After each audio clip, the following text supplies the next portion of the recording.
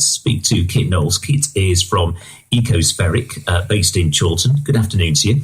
It's interesting that clearly we're all grumbling about energy prices at the moment, but actually, do we contribute to this by not making our homes particularly sort of economically viable in terms of the heat and the electricity that we're using? Yeah, absolutely. One of the best ways to reduce those bills is to actually conserve energy in the first place. And then obviously you're not doing just the benefit from an economic perspective, but also an environmental one. So there's a double whammy in there. Additionally, what was mentioned then from Jennifer was this idea of moving towards a smart meter as well. I'm not 100% sure as to what the governments have proposed now on the basis of this being rolled back and back and back over the years as a concept. However, if they did come in, smart meters would also give the homeowner the ability to monitor more closely what they're consuming. That feedback, instant feedback, similar to some of the advantages that people say exist around prepayment meters. This would be a whole lot more intensive and visually attractive, so people would be much more capable of monitoring and adjusting their lifestyle to suit.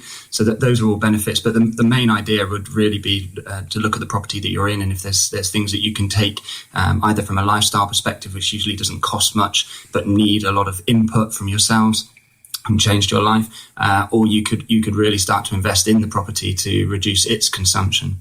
When you see people, what surprises them most? And it might be blindingly obvious, but where are people going wrong?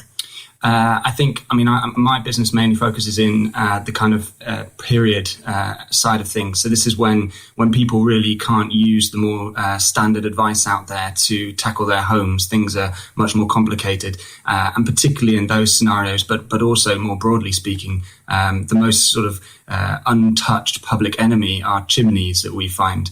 And this is on the basis that particularly these older dwellings may have 3 or 4 stacks. That might be 8 fireplaces, all of which are sucking air from your house inside, from the inside to the outside. And, if it's -5 out there, that's a 25-degree differential that you're having to cope with. And additionally, you've got to look at a little bit of the physics behind it. For every litre of air that's sucked out via your chimney, it has to be replaced via infiltration from elsewhere. So somewhere like your doors, your windows, your floors, which people commonly blame and spend tens of thousands on upgrading. Whereas what they're really doing is focusing on the result and not the cause, which are these chimneys sucking out, and they can suck up to the entire volume of the house once every 3 hours in worst case scenarios. So it's a massive exchange of heat with something with -5 outside. Kit Knowles from Ecospheric, thanks for joining us this afternoon, 14 minutes past 5.